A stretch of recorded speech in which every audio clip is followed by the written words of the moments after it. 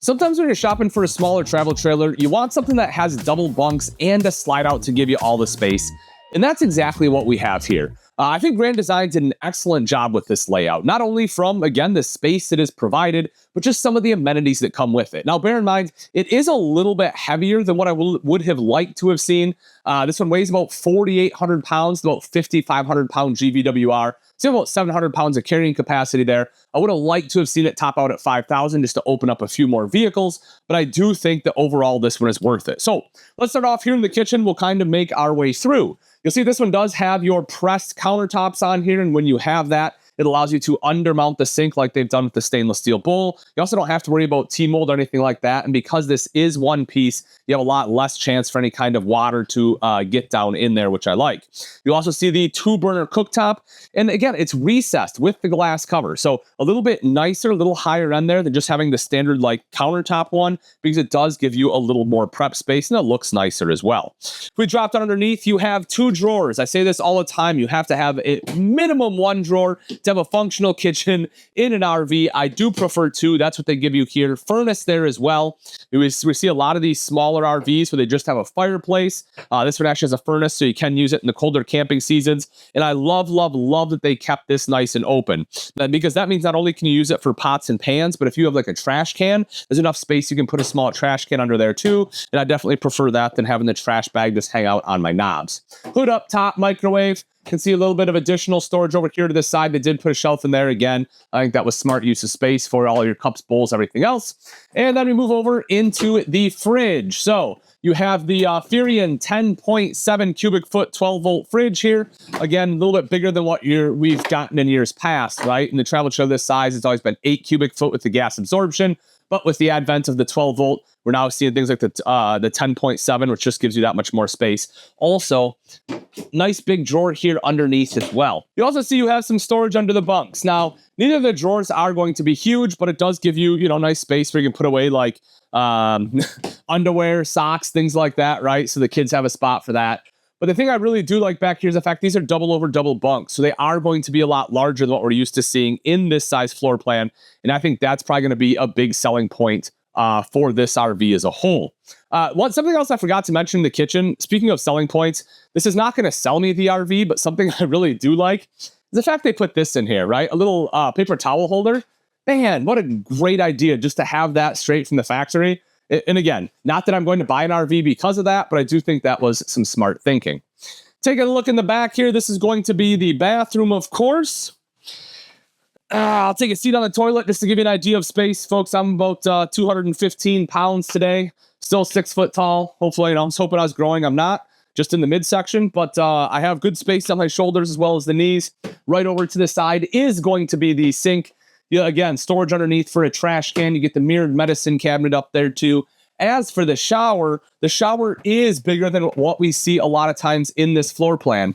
If I close this, let me undo this here. If I close this curtain, I can actually stand sideways. Now, with the curtain in here, yeah, I will be fighting with it a little bit, but far too often in a smaller RV like this, I have to do the sideways shower. And that's not the case here. Also at 6 foot tall, I can stand up in here. If you're much taller, if you're 6'1", you'll probably be topping that out. At 6'2", you're 100% going to have to duck down. But I do like the fact that it is a little bit higher shower.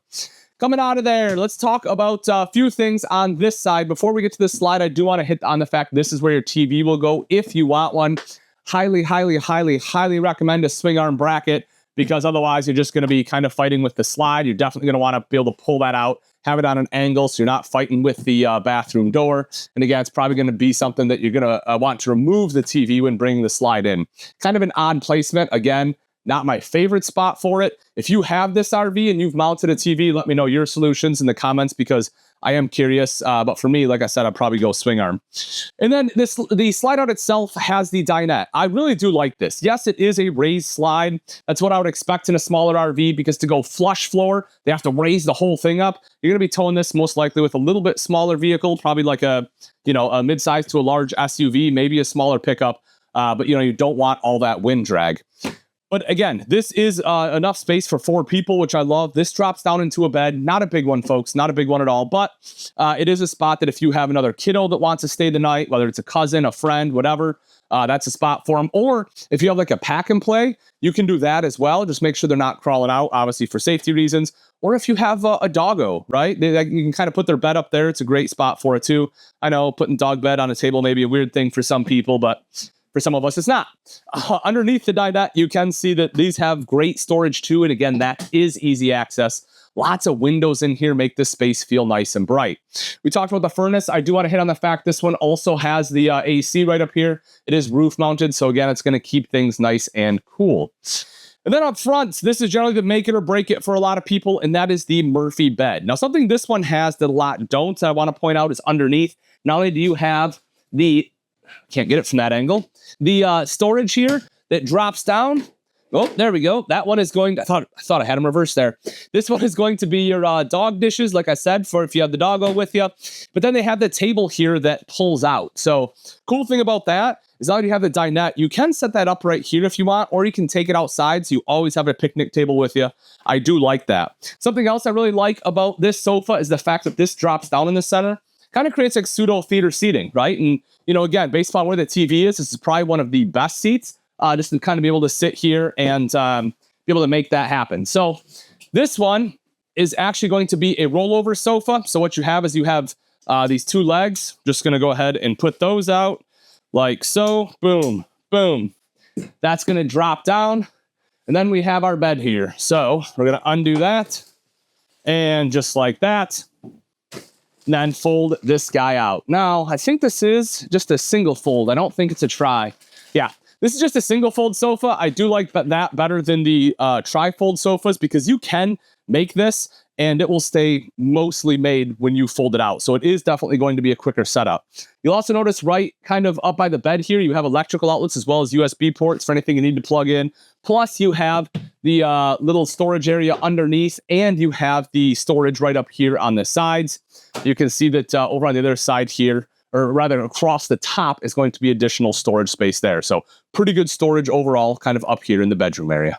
As you can see with the slide in, you still have full access to this coach, including the ability to completely open up the refrigerator as well as the freezer, and you get full access to the bathroom. The kids can get to the bunks and you can still get to the Murphy bed. All right, let's take a look at the outside of the 2025 Transcend One 161BH. Right up front, you will see this one just has a standard jack as well as your 20-pound propane tank here. Rails for a battery. I do believe you can fit two there. Looks like it does have enough space. Kind of coming up the front, you will see the protection here, kind of your rock guard. Then you're going to have the smooth aluminum front, which I definitely do like this from an aesthetic standpoint, as well as the fact that it's going to be nice and easy to clean. Coming around to the side, we're going to have our traditional construction with aluminum exterior. Our baggage doors here are going to have magnetic catches. And if we take a look inside, this one does have a full pass-through. I know that may not seem super special, but anytime you get a Murphy bed, it's kind of a 50-50 depending on the Murphy bed design. And with this one, the way that it operated, it does allow you to get that extra storage, which is great. Power awning on here, you'll see that it has an LED light strip and it basically covers the entire coach, which is awesome, giving you great usable camp space here. And then heading inside, a couple things I want to touch on. You have the foldable grab handle. You have the double steps. You see the Lippert solid steps, aluminum treads on here. You will see this first one has like this little extension, so it's nice and big. That way, as you step out of the coach, you have a little more step, a little more stability, which I like. You also see the tempered glass door. I really love these as well. You know, a few years ago, very few manufacturers were using them. Now we're starting to see more and more. The thing I like about it, not only does it look great, but it also has a window built in that you really can't see during the day because it's tinted. That does have it's prepped for a shade. So if you want that for privacy at night, which I can completely understand, that is a pretty simple install. You can see a speaker outside. That JBL system is inside as soon as you walk in, so you can jam out, have some great music there. Furnace here, you will also see that you have a place to tie up your doggo as well as a bottle opener. TV hookup outside if you want it, and it's going to have a standard water heater. Now, You know, again, this is one of those things that people are either going to love or hate. So many manufacturers are going to the tankless. Some people really like the tankless. Some people like to have old school water heater. That is what this one has here. This one does have a fully enclosed and insulated underbelly as well. And you get the outside kitchen. It's one of the great things about a bunk model, right? It's under those bunks, gives you all the space. We sacrifice the storage inside, but we gain the outside kitchen, which for me, the trade-off is worth it. You'll see that you have your flat top griddle here. You just flip this over. You'll be cooking eggs and bacon in the morning like a true pro. And right next to that's going to be your fridge so you can have some beverages while you do so. Coming around to the back, couple things I want to hit on back here. This I really like as well. Now, I said that took up some storage, but look at this. They give you some exterior storage here. This was a smart move. Rather than trying to make it so you can access it inside, because that just doesn't make sense, they let you access it from out here. You also have a small receiver hitch right down here for some of your smaller accessories that can plug right into there. If you take a look up top, they'll see the backup camera prep. Over next to that is going to be the ladder prep. Coming around to the side, you have a 30 amp detachable power cord, black tank flush on here, which is wonderful, so you don't have to stick the hose down the toilet to wash out your black tank. Underneath, you will see your termination. Your valves are going to be right there as well. You also have stabilizer jacks. You will see those right here in the back. And then as we come around to the side, a couple of things I want to hit on right inside here. You'll see that this one is going to be prepped for solar. You have the disconnect there as well. You'll also see your fresh tank fill and city water fill. You have the lever there to choose what you want, and then your cable and satellite hookups are going to be here as well. If you're looking for a great family camper, this right here is an excellent one. If you want to know price and availability, there will be a link down in the description. Thanks for watching. I'm Ian Baker. Until next time, we'll see you.